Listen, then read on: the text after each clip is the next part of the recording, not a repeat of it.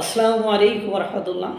ওই একদিন এক কমেন্টে দেখছিলাম কোথায় আগরতলা আর কোথায় শাওয়ারতলা, মানে এরকম একটা কমেন্ট শুনছিলাম যে যে কোথায় আগরতলা আর কোথায় শাওয়ারতলা। বুঝতে হতেছেন যে কট্টুকানি জায়গা।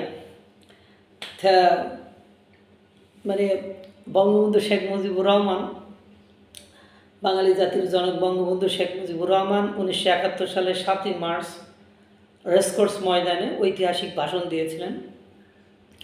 সে ঐতিহাসিক ভাষণ ইউনেস্কো মানে কোন জায়গায় সম্মান দিতে দিতে নিয়ে গেছে, বিশ্ব প্রামাণ্য হিসাবেও এটাকে স্বীকৃতি দিয়েছে, এটা আপনারা জানেন।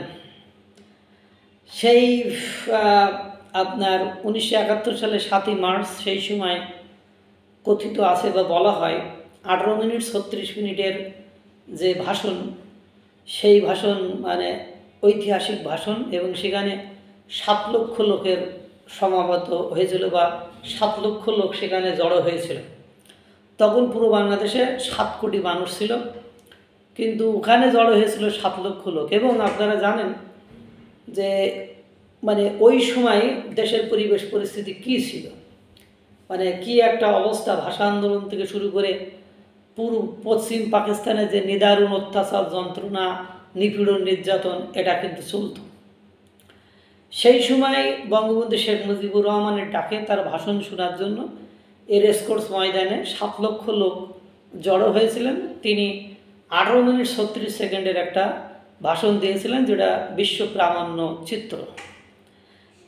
আমি অবাক হয়ে যাই।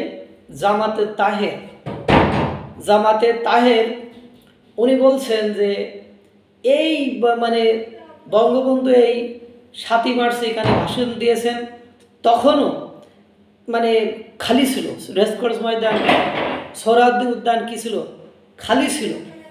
কিন্তু আপনারা দেখেন যে আজকে আমরা যে এখানে অনুষ্ঠান করেছি, এখানে সোহরাওয়ার্দী উদ্যান, ঢাকা বিশ্ববিদ্যালয়, রমনা পার্ক সব ভরে গিয়েছে। তা মিস্টার তাহের সাহেব, সেই আমলে লোক ছিল 7 কোটি, এখন লোক হলো 18 কোটি। এবং এখন কমিউনিকেশন সিস্টেম, আপনি কত স্বাধীনতা যান, সেই সময়ের কথা কখনো ভেবেছেন? কার সাথে কার তুলনা করেন? বিবেকবোধ, মনুষ্যত্ববোধ কি সব হারিয়ে ফেলছেন, না আবেগে যে সব বেগ হারিয়ে ফেলছেন? আল্লাহ তাআলা সকলকে ভালো রাখুক, সুস্থ রাখুক। আসসালামু আলাইকুম ওয়া রাহমাতুল্লাহ।